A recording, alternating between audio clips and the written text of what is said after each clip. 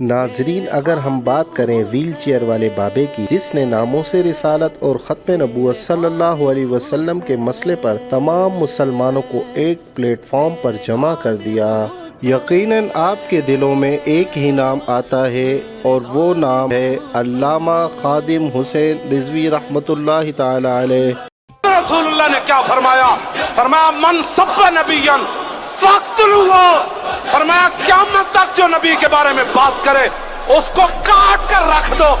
علامہ خادم حسین رضوی 3 ربیع الاول 1386 ہجری بمطابق 22 جون 1966 کو نکا کلاں ضلع اٹک میں پیدا ہوئے۔ ان کے والد محترم کا نام لال خان ایوان تھا۔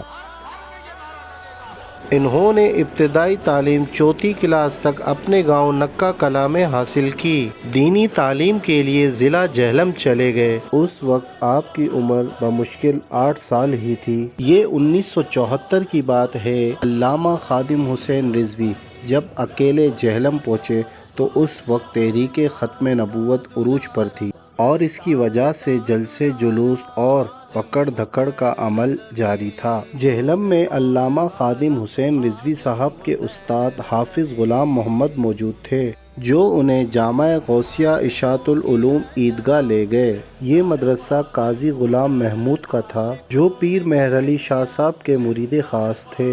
وہ خود خطیب و امام تھے، اس لیے مدرسے کے ملتزم ان کے بیٹے قاضی حبیب الرحمن تھے۔ مدرسے میں حفظ قرآن کے لیے قاری غلام یاسین استاد تھے۔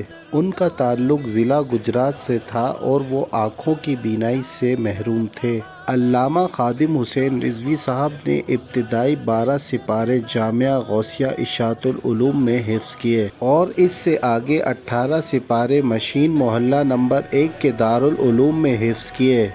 آپ کو قرآن پاک حفظ کرنے میں 4 سال کا عرصہ لگا۔ جب آپ کی عمر 12 برس ہوئی، آپ ضلع گجرات چلے گئے اور وہاں 2 سال قرات کی تعلیم حاصل کی۔ قرات کی تعلیم حاصل کرنے کے بعد آپ 1980 میں مزید تعلیم حاصل کرنے کے لیے لاہور چلے گئے، جہاں آپ نے جامعہ نظامیہ میں درس نظامی کی تعلیم حاصل کی۔ 1988 میں دورہ حدیث مکمل ہوا اور دستار فضیلت عطا کی گئی۔ آپ نے پہلی ملازمت محکمہ اوقاف پنجاب میں کی۔ داتا دربار کے قریب پیر مکی مسجد میں آپ خطیب تھے۔ جب محکمہ اوقاف کی ملازمت آپ نے ترک کی، اس وقت آپ کی ماہانہ تنخواہ 20,000 تھی۔ پھر یتیم خانہ لاہور روڈ کے قریب مسجد رحمت للعالمین میں خطیب رہے، جہاں سے ماہانہ 15,000 مشاہرہ ملتا تھا۔ ممتاز قادری رہائی تحریک کے محرک اور سرپرست اعلیٰ رہے۔ تحریک فدایان ختم نبوت کے امیر رہے۔ آپ کی شادی آپ کے چچا کی بیٹی سے ہوئی، جو آپ کے والد لال خان نے رشتہ پسند کیا تھا۔ آپ کی شادی 1993 میں ہوئی۔ آپ کی اولاد میں 2 بیٹے اور 4 بیٹیاں شامل ہیں۔ آپ کے بڑے بیٹے کا نام حافظ محمد سعد رضوی ہے اور چھوٹے بیٹے کا نام حافظ محمد انس رضوی ہے۔ دونوں بیٹے حافظ قرآن ہیں اور درس نظامی مکمل کر چکے ہیں۔ 2009 میں پیش آنے والے حادثے میں علامہ خادم حسین رضوی صاحب معذور ہو گئے۔ علامہ خادم حسین رضوی صاحب کے بڑے بھائی امیر حسین رضوی گاؤں میں مسجد تعمیر کروا رہے تھے، تو اس سلسلے میں علامہ خادم حسین رضوی صاحب اپنے گاؤں کے سفر کے لیے روانہ ہوئے۔ راستے میں ڈرائیور کو نیند آ گئی اور ایک موڑ سے گاڑی نیچے جا گری۔ اس حادثے میں آپ کے سر اور مغز میں مزید چوٹیں آئیں، جس کے باعث آپ کے جسم کا نچلا حصہ معذور ہو گیا۔ تحریک لبیک پاکستان ایک سیاسی تنظیم ہے جو علامہ خادم حسین رضوی علیہ الرحمہ کی قیادت میں وجود میں آئی۔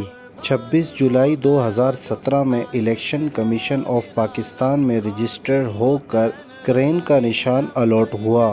آپ کی جماعت نے 2018 کے عام انتخابات میں بھی حصہ لیا اور سندھ اسمبلی سے 2 نشستیں حاصل کی اور مجموعی طور پر پورے ملک سے 22 لاکھ ووٹ وصول کیے۔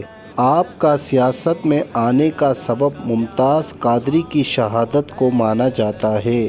انہوں نے اپنے مذہبی و سیاسی بیانات کو لے کر قوم میں شعور بیدار کیا۔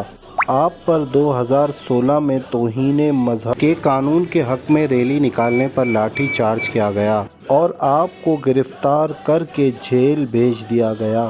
آپ کو پنجاب حکومت نے 4تھ شیڈول میں رکھا ہوا تھا۔ اس کا مطلب ہے آپ کو اپنی نقل و حرکت کے سلسلے میں پولیس کو آگاہ کرنا ہوتا تھا۔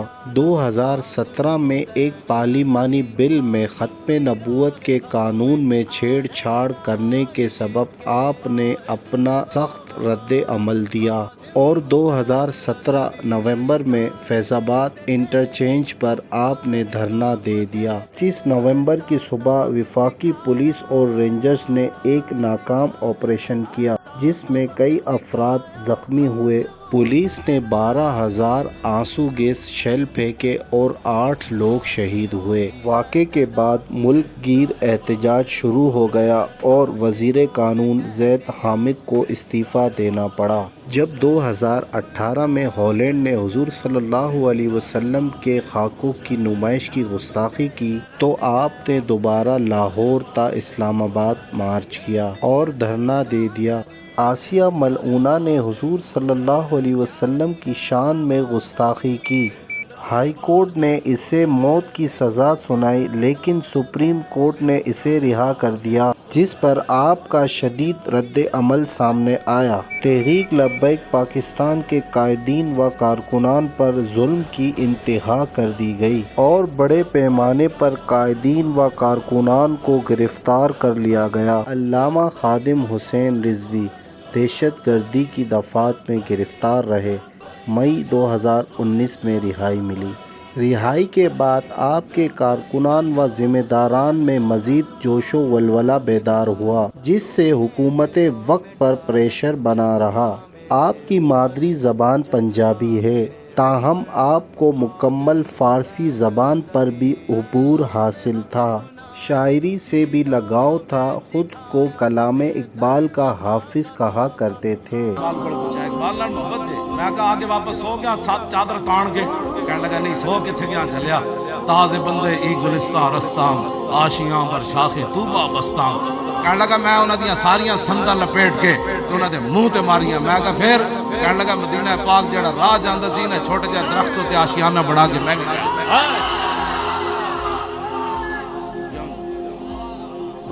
وفات سے چند دن پہلے آپ نے پھر فیض آباد میں دھرنا دیا۔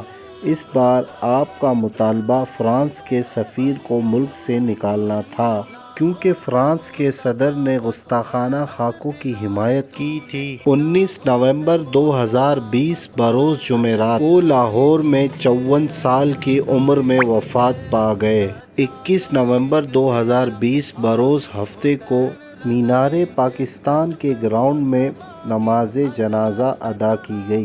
نماز جنازہ صاحبزادہ سعد رضوی صاحب نے پڑھایا۔ لاہور کی مسجد رحمت للعالمین سے ملحق مدرسہ ابو ذر غفاری میں سپرد خاک ہوئے۔ آپ کی وفات کے بعد آپ کی جماعت کی 18 رکنی شورا نے آپ کے صاحبزادے سعد حسین رضوی صاحب کو تحریک کا سربراہ مقرر کیا۔ انہیں جانا انہیں مانا، نہ رکھا غیر سے کام، للہ الحمد میں دنیا سے مسلمان گیا۔